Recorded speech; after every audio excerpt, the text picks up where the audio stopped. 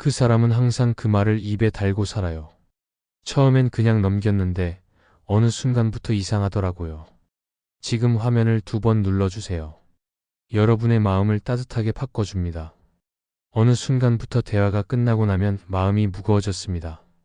누군가와 이야기를 나눈 뒤 이상하게도 자꾸 내 자신이 작아지는 느낌이 들고 괜히 불편한 감정이 남습니다. 그 감정의 실체를 정확히 짚기 어려웠지만 반복되는 상황을 겪고 나서야 알게 되죠.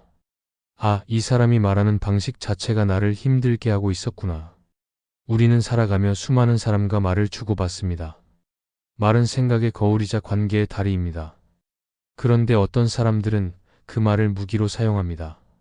아무렇지도 않게 툭 던진 말 한마디에 누군가는 하루 종일 마음을 앓고 어떤 사람은 다시는 그와 마주 앉고 싶지 않다는 감정을 갖게 됩니다. 문제는 그 말들이 겉보기에 별로 나빠 보이지 않는다는 데 있습니다. 오히려 친근하게 들릴 때도 있고 농담처럼 가볍게 넘어갈 수도 있습니다. 하지만 그 속엔 감춰진 의도가 있고 무의식적인 지배가 있습니다. 중년 이후 우리는 더는 감정 소모가 큰 관계를 유지할 여유가 없습니다. 내가 나를 지키기 위해서는 어떤 말을 반복하는 사람과는 자연스럽게 거리를 두는 기술이 필요합니다. 지금부터 말씀드리는 이 말들, 혹시 주변 사람 중에 자주 쓰는 이가 있다면 한 번쯤 그 관계를 점검해 볼 필요가 있습니다. 그거 너 때문에 그런 거 아냐? 처음 들으면 그냥 상황 설명일 수도 있다고 생각할 수 있습니다. 하지만 반복적으로 듣게 된다면 이것은 비난의 프레임일 수 있습니다. 책임을 슬쩍 떠넘기는 말, 나는 피해자고 너는 가해자라는 구조를 반복해서 만드는 말. 이런 말을 자주 쓰는 사람은 자신이 가진 불편함이나 실수를 절대 인정하지 않습니다. 모든 문제는 타인에게 있고 본인은 늘 억울한 입장입니다.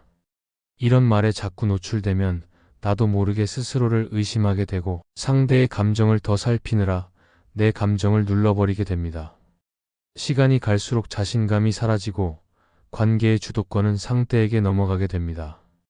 또 이런 말도 있습니다.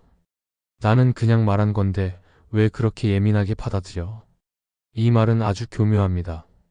말의 칼날을 휘두른 뒤 그것을 지적하는 당신의 감정을 문제 삼습니다.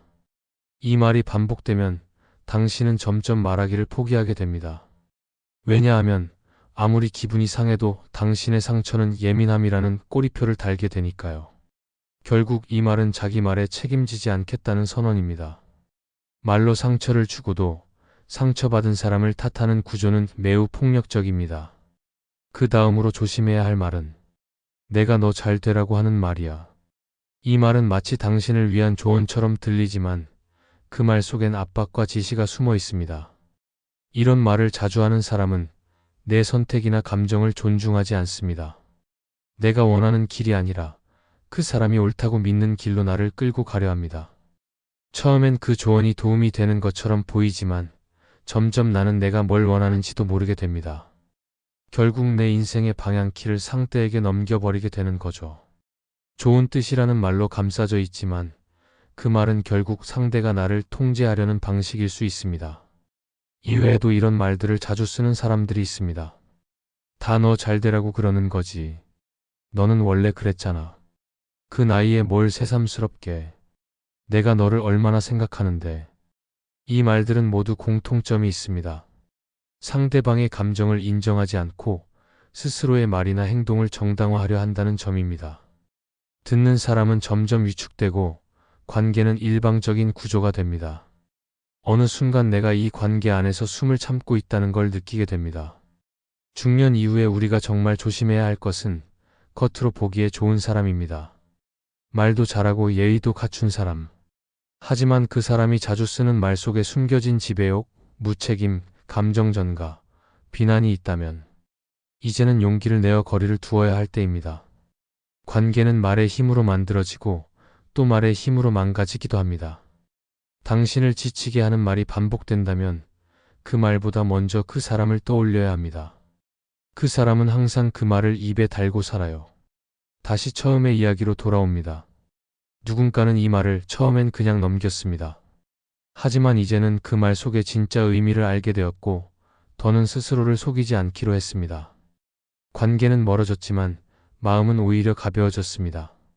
우리는 상처를 반복하는 사람과 멀어질 용기를 가질 때 진짜 나를 지키는 방법을 배웁니다. 그 사람이 왜 그런 말을 반복하는지를 이해하게 되면 어느 순간 마음속에서 이런 생각이 떠오릅니다. 아, 이건 나에 대한 말이 아니라 그 사람 자신의 이야기였구나. 사람은 자신의 마음을 들키지 않기 위해 말을 포장합니다. 그리고 그 포장은 습관이 되고 그 습관은 결국 성격처럼 굳어집니다. 어떤 사람은 말 속에 칼을 숨기고 어떤 사람은 죄책감을 담습니다. 그리고 우리는 그 말을 곧이곧대로 믿고 상처를 입고 그 상처를 감춘 채 관계를 유지합니다. 하지만 이제는 다르게 봐야 합니다. 왜 그런 말을 하는지, 그 말의 진짜 목적은 무엇인지, 그리고 그 말을 들은 나는 왜 그렇게 힘들어졌는지를 깊이 바라볼 필요가 있습니다. 그거 너 때문 아니야? 라는 말은 그 자체로 상대의 책임을 전가하는 문장이지만 그 말 이면에는 자기 스스로를 지키고 싶은 불안이 있습니다. 자신이 무너지지 않으려는 방어 기제가 상대를 무너뜨림으로써 성립되는 말이죠. 그래서 이 말은 단순한 비난이 아니라 자기 보존을 위한 공격인 경우가 많습니다. 그리고 우리는 그 공격의 화살을 받고도 왜 맞았는지를 고민하게 되는 아이러니한 상황에 빠집니다. 또 그렇게 예민하게 굴지 말라는 말은 말하는 이가 자신의 감정을 인정하지 못하는 사람이라는 뜻이기도 합니다. 감정을 표현하는 것에 익숙하지 않거나 감정을 인정하는 것이 약함이라고 배운 사람은 타인의 감정을 가볍게 여기기 쉽습니다. 그래서 그런 말들은 무심코 튀어나오지만 듣는 사람은 그 순간 숨이 막힐 정도로 무너집니다. 감정의 존재 자체를 부정당하는 느낌이기 때문입니다. 이쯤에서 한번 스스로에게 물어볼 필요가 있습니다. 그 사람이 하는 말은 내가 더 나은 사람이 되도록 돕는 말인가? 아니면 내가 스스로를 의심하게 만드는 말인가? 그 말이 반복될수록 내가 편해지는가? 아니면 불편해지는가? 관계의 본질은 말입니다. 말은 마음을 드러내는 방식이고 서로를 연결하는 끈입니다. 그런데 그 끈이 나를 조이기 시작했다면 그것은 더 이상 관계가 아니라 속박입니다. 우리는 중년이라는 시점에서 이제 그런 끈을 끊을 용기가 필요합니다. 너무 오래 참아왔고 너무 오래 나를 희생해왔기에 이제는 나를 위한 선택을 해야 할 때입니다. 물론 관계를 끊는 일은 쉽지 않습니다. 특히 오랜 인연일수록 가까운 사이일수록 더더욱 어렵습니다. 하지만 우리가 그 관계 안에서 반복적으로 나만 조심하고 나만 참는다면 그것은 애정이 아니라 자기 소멸입니다. 한 여성이 있었습니다. 늘 친구의 말을 받아주며 어느 날은 내가 너라면 그렇게 안 했을 거야 라는 말을 듣고 하루 종일 불편한 기분에 시달렸습니다. 처음엔 그 말이 충고처럼 들렸습니다. 하지만 그 친구는 매번 상황이 바뀌어도 늘 비슷한 말만 반복했습니다. 결국 그녀는 깨달았습니다. 그 사람은 내가 실수하기를, 무너지기를 바라는 건 아니지만 내 위에 서고 싶어 하는구나. 그제서야 그 말들이 충고가 아니라 서열을 위한 도구였다는 걸 알게 되었습니다. 말을 통해 위에 서려는 사람, 말로 자신을 증명하려는 사람, 말로 타인을 누르려는 사람과의 관계는 결국 나를 고립시킵니다. 그리고 우리는 그 안에서 조금씩 지쳐가죠. 이런 관계에서 벗어나기 위한 첫 걸음은 말을 듣고 나서 스스로의 감정을 정확히 느끼는 것입니다. 이 말이 나에게 어떤 느낌을 주었는가? 왜 기분이 나빴는가? 내가 잘못한 건 없는데도 왜 이렇게 죄책감이 드는가? 이 질문에 답할 수 있을 때 우리는 말에 휘둘리지 않게 됩니다. 그리고 그때부터 어떤 말은 더 이상 우리를 조종할 수 없습니다. 마음속에 새겨야 할 단 하나의 원칙. 자주 듣다 보면 내 마음이 작아지는 말이 있다면 그 사람과는 거리를 둬야 한다. 이것은 이기적인 결단이 아니라 정서적 자기방어입니다. 나를 지키기 위한 최소한의 방어막입니다. 우리는 이제 관계에서 무언가를 증명하려 하지 않아도 됩니다. 사랑받기 위해, 이해받기 위해 끝없이 참고 설명하려 들지 않아도 됩니다. 그 사람의 말이 나를 위축시키고 나의 자존감을 무너뜨린다면 이제는 그 말을 넘어서야 합니다. 그 말에 설득당하지 않기, 그 말에 동의하지 않기, 그 말을 내 진실로 받아들이지 않기. 이것이 우리가 말로부터 자유로워지는 방법입니다. 언젠가부터 어떤 말이 들리면 몸이 먼저 움찔하게 됩니다. 그 말이 꼭 나를 직접 겨냥하지 않았더라도 그 말의 뉘앙스, 말투, 그리고 분위기 자체가 이미 공격처럼 느껴지기 때문입니다. 이런 반응은 내면이 예민해서가 아니라 그동안 누적된 경험이 그렇게 반응하도록 만든 것입니다. 말은 기억보다 오래 남고 때로는 직접적인 상처보다 더 깊은 흔적을 남깁니다. 그래서 우리는 어떤 말에 특히 민감해집니다.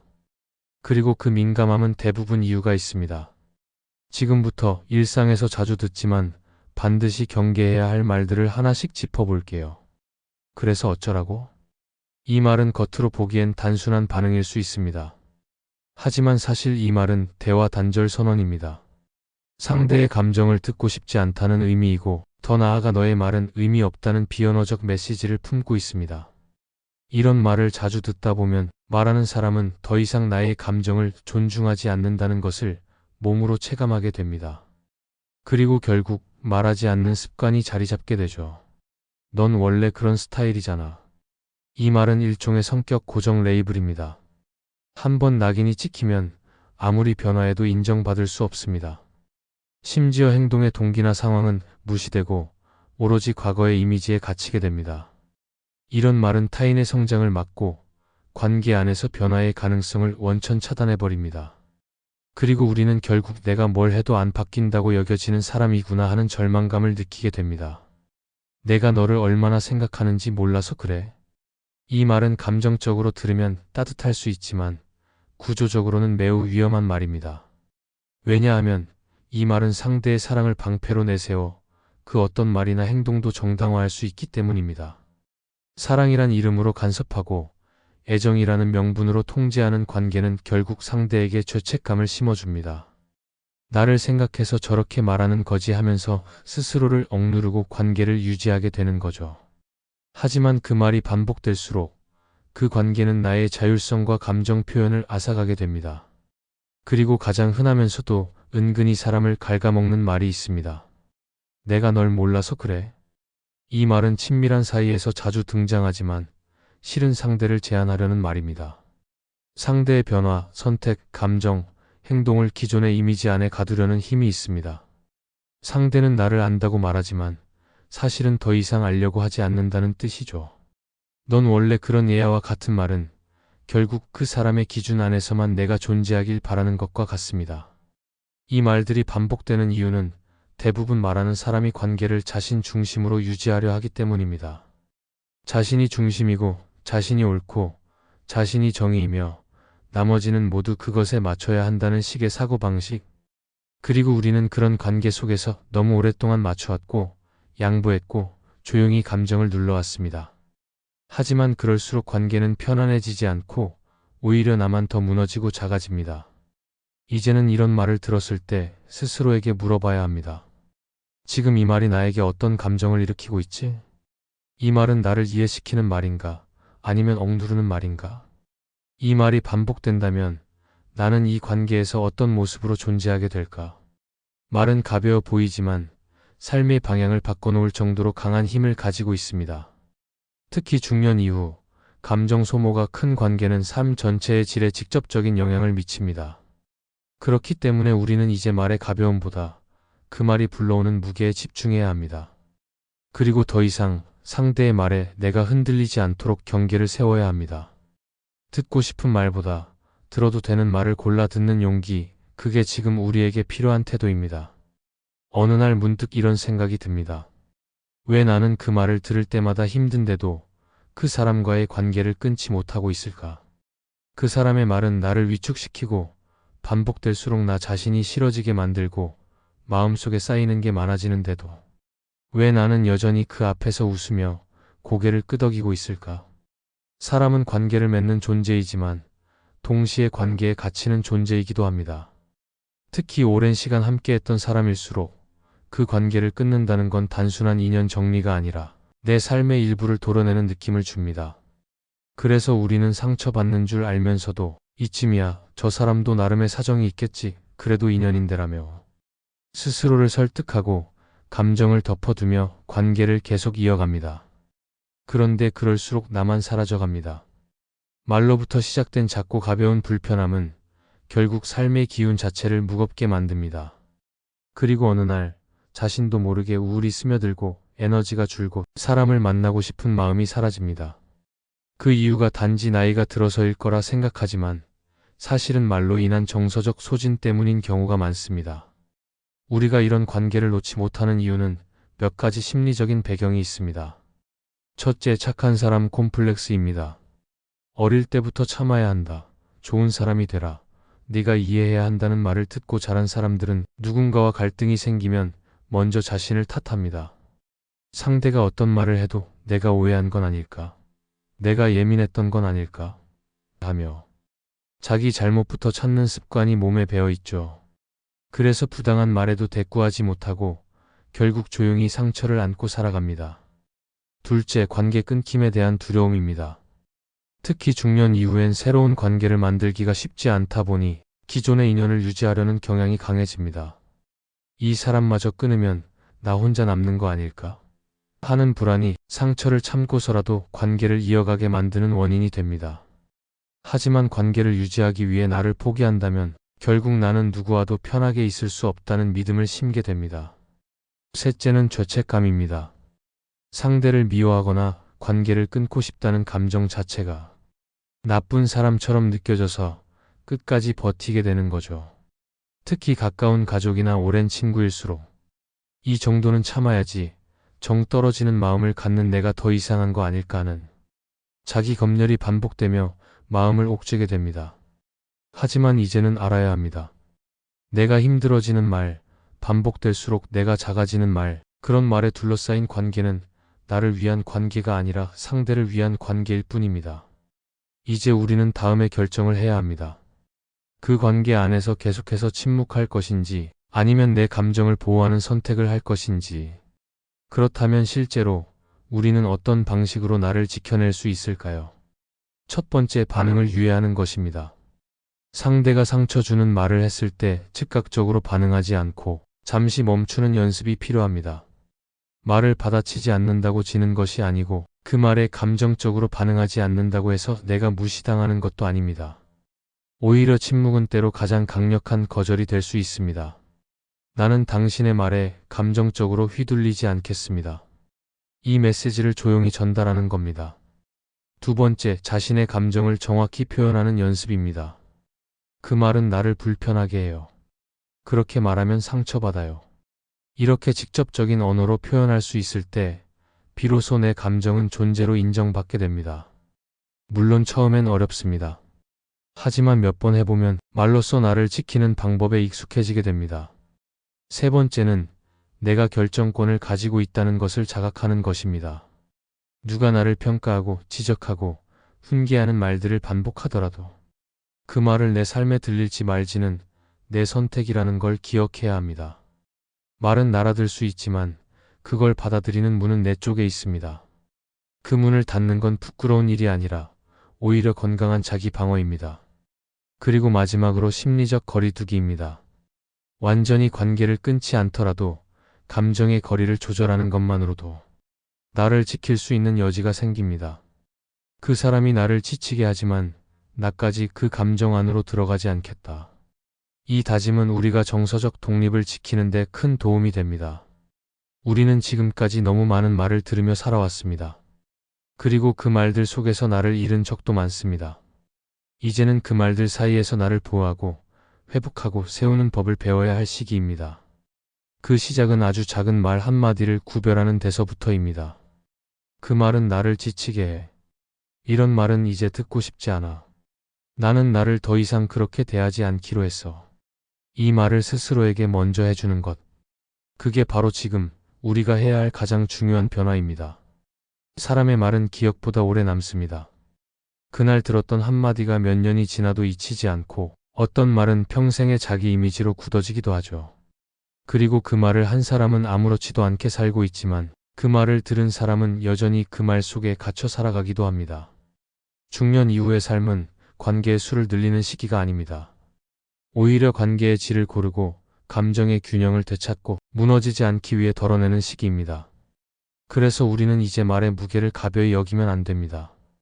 가벼운 말일수록 조심해야 하고 가벼운 듯하지만 반복되는 말일수록 더욱 민감하게 들어야 합니다. 그 말이 반복될수록 나는 웃지 않게 되고 그 말이 누적될수록 나는 설명이 많아지게 되고 그 말을 떠올릴수록 나는 작아지게 된다면 그건 단순한 언어가 아니라 정서적 침식입니다. 우리는 이제부터 나를 웃게 하는 말, 나를 성장하게 하는 말, 나를 존중하는 말에만 마음을 열어야 합니다. 물론 모든 사람과 그렇게 지낼 수는 없습니다. 하지만 최소한 그 말이 나를 갉아먹고 있다는 걸 알아채는 순간 나는 더 이상 그 관계에 내 시간을 허비하지 않아도 됩니다. 관계를 정리하는 건 냉정한 결단이 아니라 내가 무너지지 않기 위한 따뜻한 선택입니다. 그 선택은 나를 외롭게 하지 않고 오히려 나와 더 가까워지게 만듭니다. 그동안 너무 멀리 있었던 내 감정, 내 바람, 내 목소리를 다시 가까이에서 듣게 해주니까요. 지금 이 영상을 보고 계신 당신이 혹시라도 누군가의 말 때문에 마음이 무너졌거나 어떤 말 때문에 스스로를 탓하고 있었다면 오늘 이 말을 꼭 기억해 주세요. 그건 당신 잘못이 아닙니다. 당신은 충분히 배려했고 충분히 참고 견뎠습니다. 이제는 당신의 차례입니다. 누구의 말에도 흔들리지 않고 스스로를 있는 그대로 존중해주는 그 단단한 시기를 시작할 차례입니다. 그러니 이제 불편한 말은 놓아주세요. 나를 작게 만드는 말은 끊어내주세요. 말보다 당신 자신이 훨씬 더 중요합니다. 당신은 그런 말을 듣기 위해 살아가는 사람이 아닙니다. 이제부터는 당신이 듣고 싶은 말, 당신을 단단하게 해주는 말, 당신을 위로하는 말들로만 하루를 채워가세요. 혹시 오늘의 이야기 속에서 마음에 닿는 문장이 있었다면 구독과 댓글로 당신의 생각을 남겨주세요. 그 한 문장이 누군가에게는 큰 위로가 될 수 있습니다.